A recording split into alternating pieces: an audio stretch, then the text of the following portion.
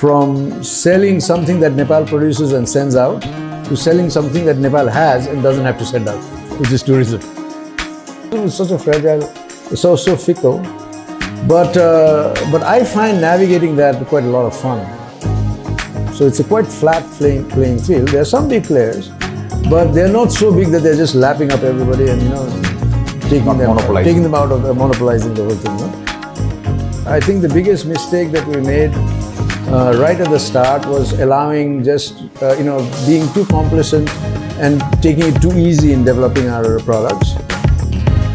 But bigger events are required, and I think we have slowed down a little bit. I think there is, for me, I think we should have the image that we build ourselves, and I think that is a stronger, more sustainable, more long-lasting image.